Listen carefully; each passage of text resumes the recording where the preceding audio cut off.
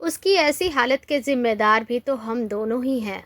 अपने बेटे राघव से कहते हुए निर्मला जी की आंखों से आंसुओं की धार बहने लगते हैं। इन्हें आंसुओं के सैलाब के साथ ही वह भी खो जाती है। अंकिता अपनी बहू की हंसती खेलती चहकती इस दुनिया में जब वह सही थी। ऐसा क्या हुआ अंकिता के साथ, जानिए। निर्मला और उनके पति पांडे जी बहुत ही सभ्य और संपन्न घराने से थे। किसी चीज़ की कोई कमी नहीं थी ईश्वर ने, लेकिन समय बीता जा रहा था और एक सबसे बड़ी कमी जो थी वह थी उसके घर की किलकारियों का ना गूंजना। दोनों के माता पिता ने उन्हें बहुत जगह दिखाया, लेकिन वह दोनों संतान सुख से वंचित ही रहे। पांडे जी को तो थोड़ा कम फर्क पड़ता था, लेकिन निर्मला जी को अंदर तक झकझोर कर रख देता था।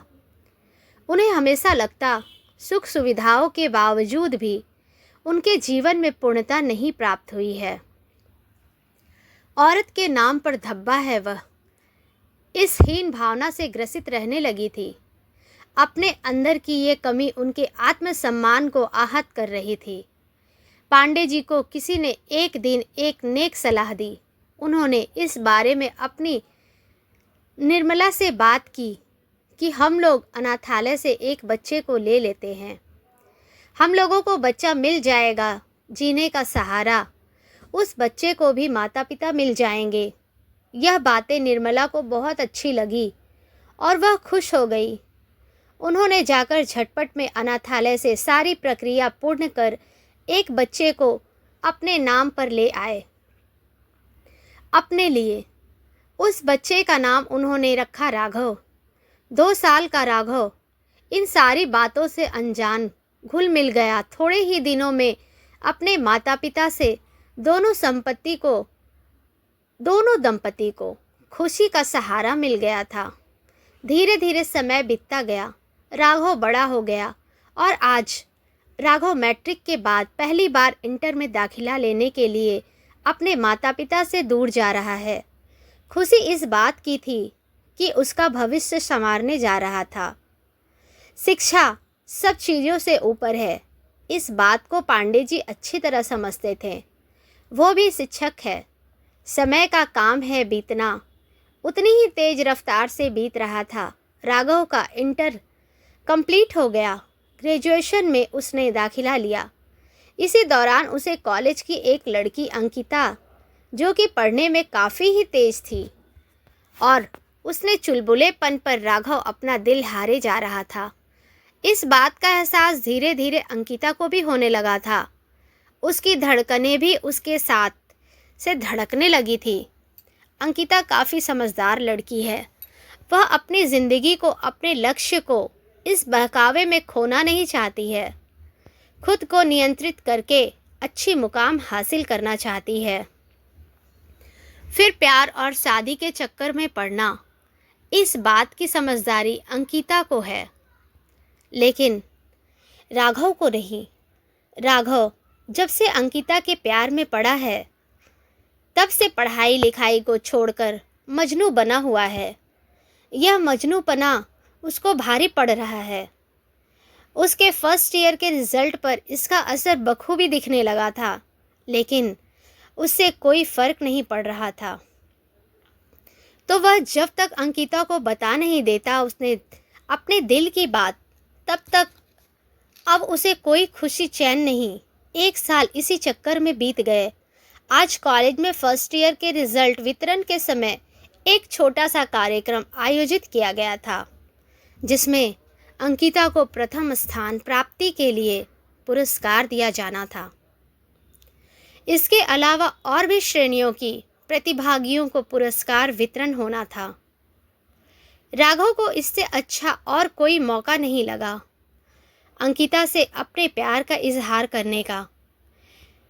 इतनी उसने सोचा बधाई के साथ साथ अपने दिल का हाल भी बयां कर दूंगा। राघव अपने दिल का हाल अंकिता को बधाई के साथ एकांत में सुना देता है। अंकिता को खुशी होती है इस बात की राघव अच्छे परिवार के साथ साथ कॉलेज में शुरू से पढ़ाई में अच्छा रहा है। राघव की आंखों का असर उसके दिल की धड़कन तेज तो कर रही गई, लेकिन लड़की होने की वजह से वह इजहार नहीं कर पाई थी। पहले इंतज़ार कर रही थी राघव का। जब राघव ने प्यार का इजहार कर ही दिया तो अंकिता ने भी अपनी स्वीकृति की मुहर लगा दी अपने प्यार पर। लेकिन अंकिता ने एक शर्त रखी, मैं तुम्हारे साथ विवाह के बंधन में तभी बंधूंगी जब तक अपने मुकाम को मैं हासिल ना कर लूं। मुझे पढ़ लिख कर कुछ बनना है, अपने आत्मसम्मान को खोना नहीं है। किसी भी सूरत पर, किसी भी बंधन की मजबूरी में मैं अपने आत्मसम्मान को ठेस नहीं पहुंचाना चाहती। मुझे खुद को बहुत ही मजबूत बनाकर आसमान की तरफ उंगली बढ़ाते हुए उन ऊंचाइयों को छूना है। राघव कहाँ इस शर्त को मानने वाला था। उसने कहा, इस प्यार में यह दूरी बर्दाश्त नहीं हो रही। हम अपने पेरेंट्स से बात करेंगे। शादी के बाद भी तो पढ़ाई तुम कर सकती हो। तुम्हारी पढ़ाई में कोई भी बाधा नहीं होगी, यह मैं वादा करता हूँ तुमसे। विधि की रचना उसने स्वीकृति दे दी। राघव जब घर आया तो अपने माता पिता से इस बारे में बातचीत की। राघव ने माता पिता को इस बात से कोई दिक्कत नहीं थी। उन्हें तो और खुशी महसूस हो रही थी। दुल्हन के आने से मेरा घर गुंजायमान होने वाला है। सबने जाकर लड़की वालों से रिश्ता तय किया। आनन फानन में राघव और अंकिता की शादी हो गई। अंकिता दुल्हन बनकर ससुराल आ गई। शुरू में तो सब कुछ बहुत अच्छा रहा, लेकिन अचानक से निर्मला जी न चाहते हुए भी माँ से सास बन गई। उनके निर्मल स्वभाव कड़क होने लगे। अंकिता के प्रति धीरे धीरे उसके प्रतिद्वंदी बनने लगी। जब भी पढ़ने बैठती, अंकिता उसे पढ़ने नहीं देते, कोई न कोई बहाना कर उसे काम में लगा देती। इस तरह अंकिता पढ़ाई में पीछे हो गई और खुद के ही रिजल्ट को देखकर डिप्रेशन में चली गई। अब राघव और उसके परिवार के सभी सदस्यों को उसकी उदासी चुभने लगी थी। राघव ने वादा किया था, तुम्हारी पढ़ाई में कोई दिक्कतें नहीं आएंगी। उसने इस वादे को पुनः जीवित किया अपने अंदर और अंकिता के बारे में अपनी माँ से बातें की। दोनों ने मिलकर एक दूसरे के सहयोग से उसे डिप्रेशन से उबारने का हर संभव प्रयास करने लगे। अंततः मेहनत रंग लाई और हमारी अंकिता हंसने खेलने चहकने लगी। राघव निर्मला जी की तरफ देखते हुए, माँ अब अपना स्वभाव निर्मल ही रहने देना। अंकिता का पढ़ने से में रुझान धीरे धीरे होने लगा। बहुत ही अच्छे नंबर लाकर अपने कॉलेज की टॉपर रही। आज वो सबके सहयोग से कंपनी में कार्यरत है।